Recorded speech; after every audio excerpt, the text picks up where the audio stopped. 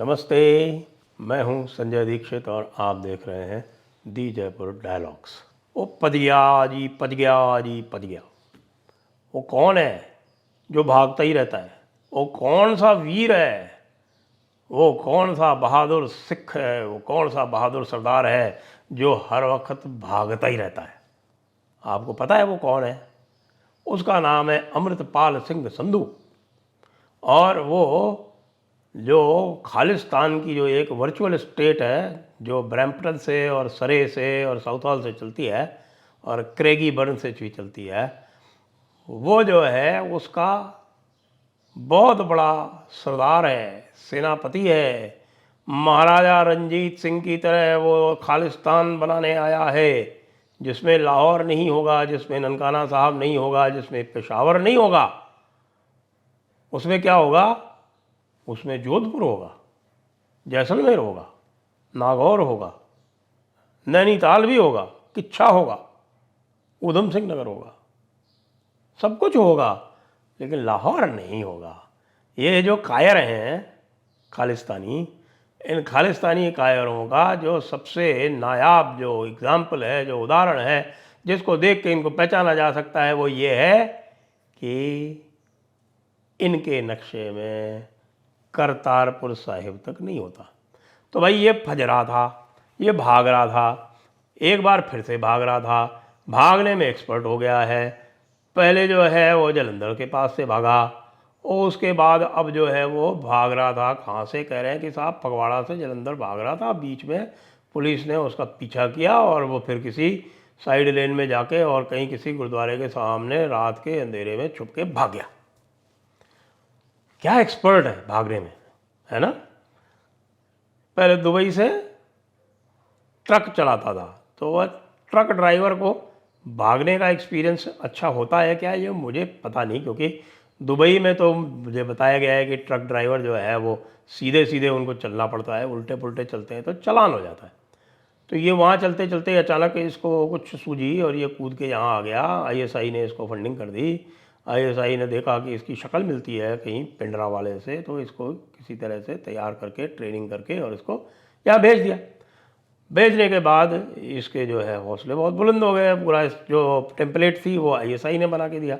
ISI ने बना के दिया, उसके हिसाब से ये काम कर रहा था।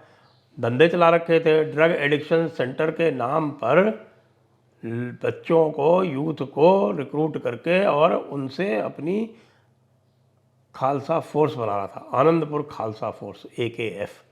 पूरा इरादा जो था वो वही था कि यहाँ पर तो पूरा बलवा करना ही करना है, पूरा मिलिटेंसी नहीं, पूरी इंसर्जेंसी, पूरा आतंकवाद यहाँ पर रखना है।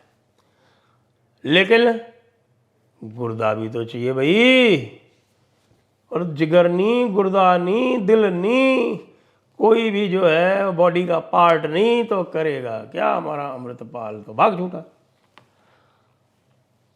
भागने में इतना एक्सपर्ट हो गया है ये कि मैं अब रिकमेंड कर रहा हूँ गवर्नमेंट ऑफ इंडिया से कि भाई अब आप लोग जो है, आपकी जो एथलेटिक्स टीम है उसमें आप इसको एक स्पेशल प्लेस दे दो, क्योंकि ये 100 मीटर स्प्रिंट में सबसे आगे निकल जाने का इसमें पूरा दमखम है। कुछ करना ही नहीं होता है, पीछे से बोलो पुलिस आ गई, पुलिस आ गई, फिर देखो कैसे भागे गए। ये आपने इस तरह का देखा ही नहीं होगा कभी भी आपने, कि जैसे 100 मीटर स्प्रिंट होती है ना, उसमें गन दबाते हैं, उसके गन के साथ साथ एक और साथ में रखना पड़ेगा और उसमें कहना पड़ेगा पुलिस आ गई, पुलिस आ गई। और जैसे ही कहोगे आप पुलिस आ गई, वो पट्टा जो है हुसैन बोल्ट को भी पीछे छोड़ देगा, इतनी तेज भागेगा। तो वहाँ भी भाग छूटा। पहले भागा था तो भी वही पंजाब पुलिस थी, इस बार भी भागा तो वही पंजाब पुलिस है। अब मुझे इसमें पंजाब पुलिस के भी पूरे के पूरे जो किरदार पे है उस पर थोड़ा सा डाउट होने लगा है कि ऐसा क्या है पंजाब पुलिस में जो इसको भागने देती है। अरे भाई, घोषित अपराधी है, घोषित अपराधी यदि पुलिस से बच के भागता है तो उस पर गोली चलाने का हुक्म है। खैर डरती होगी पंजाब पुलिस कि भाई हम गोली नहीं चलाएंगे साहब, पिंडरा वाले जी के वो वंशज हैं ये कोई, उनको डर लगता होगा।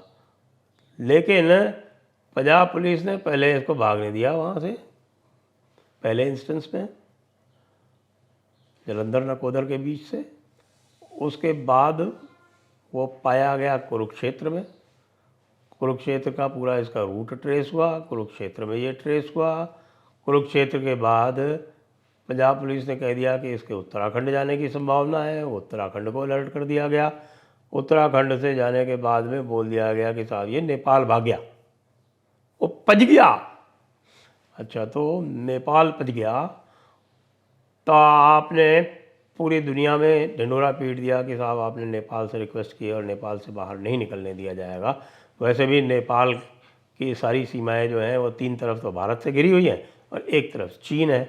तो अगर नेपाल चाहे भी तो उसको चीन भेजने का प्रयास भी करे तो चीन तो ऐसे आसानी से लेता नहीं लोगों को, और ख़ासतौर से ISI वालों के साथ में तो चीन का पुराना, मैं कहूँगा कि 36 का आंकड़ा है।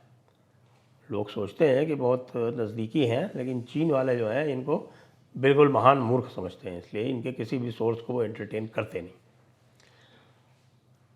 लेकिन अब कह रहे हैं कि साहब वो फगवाड़ा में मिल गया, और फगवाड़ा से जलंधर जा रहा था। तो फिर जब दिल्ली में जिसकी फ़ोटो जारी की वो कौन था, कुरुक्षेत्र में जिसकी जारी की वो कौन था। तो ये भाई हो क्या रहा है पंजाब पुलिस को, या कि हमको डॉज दे रहे थे। भाई हमको डॉज देने से क्या होगा कि आपने पूरी पब्लिक को डॉज दे दिया कि भाई नेपाल में है। हो सकता है कोई ब्रिलियंट स्ट्रैटेजी हो जो ये कहती हो कि आप यदि कह दो कि वो नेपाल में है तो अपराधी जो है वो निश्चिंत हो जाएगा, वो सोचेगा कि अब मुझे यहाँ नहीं ढूंढा जा रहा है, अब मुझे नेपाल में ढूंढा जा रहा है, तो वो शायद खुले में आ जाए। ये हो सकता है, लेकिन आजकल जिस तरीके से चल रही है पंजाब पुलिस, मुझे लगता नहीं कि इतना इनका प्लान होगा। खैर जो भी है, आज की डेट तो ये है, आज की डेट में खबर कि चारों तरफ से घेरा हुआ है होशियारपुर डिस्ट्रिक्ट में एक गांव को, वहाँ घर घर तलाशी हो रही है, और घर घर तलाशी में हो सकता है अमृतपाल पाया जाए, ना भी पाया जाए, लेकिन वो सरेंडर करने जा रहा था। ये जानिए कि वो सरेंडर करने जा रहा था। वो पप्पल प्रीत, वही उसका जो है अंडरलिंग, वो पप्पल प्रीत के साथ में सरेंडर करने जा रहा था किसी इंटरनेशनल चैनल के सामने ऑन एयर। देखिए जरा, तो भाई मैं तो पंजाब पुलिस को कहूँगा कि वो जो इंटरनेशनल चैनल जिसके साथ में ये सौदा हुआ था कि ऑन एयर करेगा, उसने उसको जो भी पैसे दिए, वो पैसे एक्सक्लूसिव करने के कितने दिए, कहाँ दिए, कौन है वो चैनल वाले। भाई चैनल वालों को बुला के उनसे आप थोड़ा प्यार से समझाइए तो वो बता देंगे। आपको पता है कि प्यार से समझाने पे आजकल हर एक बता देता है। तो चैनल वालों से भी प्यार से बात क्यों नहीं की जा सकती है? आखिरकार चैनल वालों को किसी ने संपर्क ही तो किया होगा। बाकी ये जो लुका छिपी का खेल चल रहा है, ये पंजाब पुलिस को तो कम से कम बहुत अच्छी किसी दृष्टि में नहीं दिखा रहा है। ऐसा लग रहा है कि यही वो फोर्स है जिसने इंसर्जेंसी ख़त्म कर दी पंजाब में KPS गिल के समय, KPS गिल के नेतृत्व में। वो एक अपराधी को, भागते हुए अपराधी को, कायर अपराधी को, जिसके पास कोई और कोई सहूलियत नहीं है, मुझे तो लगता नहीं कि कोई उसके पास पिस्टल भी है, और ऐसे व्यक्ति को आप घेर के पकड़ नहीं पा रहे हो। ये तो बहुत ही शर्म से डूब मरने वाली बात है। पंजाब पुलिस इतनी अक्षम तो नहीं थी कभी भी। मैं तो पंजाब पुलिस को बहुत हाईली रेट करता रहा हूँ सदैव। लेकिन ये जो खालिस्तान चल रहा है, वो जो ब्रैम्पटन में है, सरे में है, और क्रेगीबर्न में, मेलबर्न में है, साउथ हॉल में है, तो ये जो खालिस्तान है, ये आखिरकार ये कहाँ चल रहा है? क्योंकि हमारा खालिस्तानी जो है पंजाब वाला, वो तो भाग छूटा, यहाँ तो है नहीं। वैसे भी यहाँ कोई ख़ास दम नहीं था। तो मेरा ये प्रपोज़ल है सारे खालिस्तानियों को कि देखो, तुम सारे के सारे वैसे ही कायर हो, तो तुम यूँ करो कि तुम जहाँ बैठे हो वहाँ पर 1-1 स्क्वायर किलोमीटर में अपना इनक्लेव बना लो, और उसको जैसे कैलाशा एक कंट्री डिक्लेयर की, उसी तरह से तुम भी डिक्लेयर कर लो, हो जाएगा काम। दिक्कत क्या है? उसका पासपोर्ट इशू करो, भारत की नागरिकता जो है वो छोड़ दो, और आपकी जो भी ज़मीन जायदाद बची है पंजाब में, आप लोग क्योंकि सारे के सारे बाहर से ही इसको ऑपरेट कर रहे हो, मुझे पता है, तो जो आपकी प्रॉपर्टी थोड़ी बहुत भी बची है उसको फिर हम जब्त कर लेंगे और जब्त करके अपना खर्चा निकाल लेंगे। तो पप्पल प्रीत और अमृतपाल दोनों का काम भी तमाम हो जाएगा और दूसरे लोगों का हिसाब किताब भी पूरा हो जाएगा। जय हिंद, वंदे मातरम।